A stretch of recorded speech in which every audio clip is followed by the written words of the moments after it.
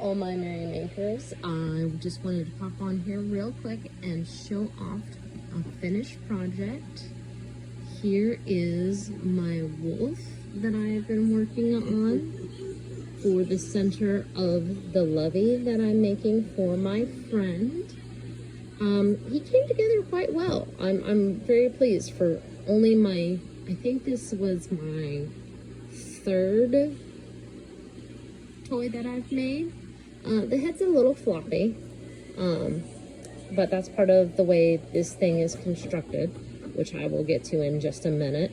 But he looks pretty good. He looks more like a dog than a wolf, but he's still very cute. So a couple of things I want to say about the pattern that I got this from. Normally I wouldn't show you the pattern because it's a pattern that you can buy on Etsy, but I do want to show you it because it's got a couple of things that I think you should know about before starting.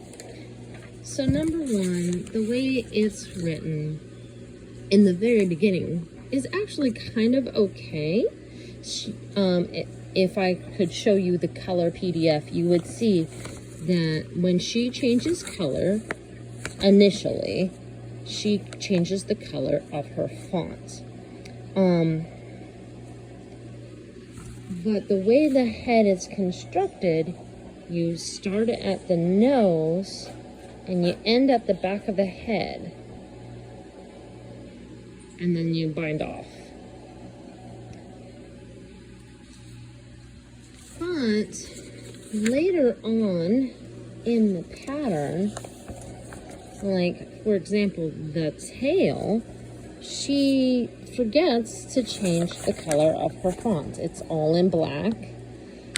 Now she does warn in the very beginning of the pattern that you should read each line all the way through.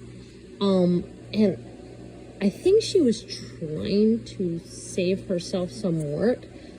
But in the end, it made it confusing. The other thing is about the tail. The way she says to do it is to pick up these stitches that around a hole and then graft on, basically, from there. But that didn't make sense to me because then you're trying to stuff this big long tail all the way through the body. So instead of picking up the 9 stitches she talks about, I did a single crochet ring of 9 stitches and then followed the instructions from there. She also calls for a pipe cleaner. I would never put a pipe cleaner in an Arumagumi. You can get these lovelies. They're padded hair curlers from the Dollar Tree. Hashtag not sponsored. And there's actually a couple in this little guy. There's one in the tail, and if you were here, you'd be able to feel that it's there. And there is one in each of the front paws, and that just gives him a little bit more the ability to sit up like he is, basically.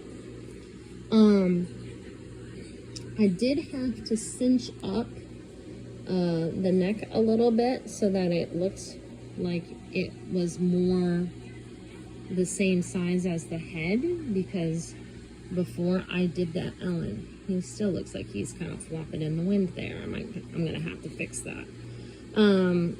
So I'm not a huge fan with how she says to attach this.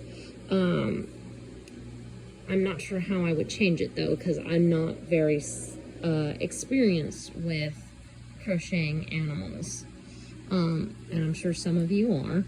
And if you have any suggestions for me, I would very much enjoy that. So all in all, it is a okay pattern, but definitely sans Popkiss. If you see this, you test crocheters.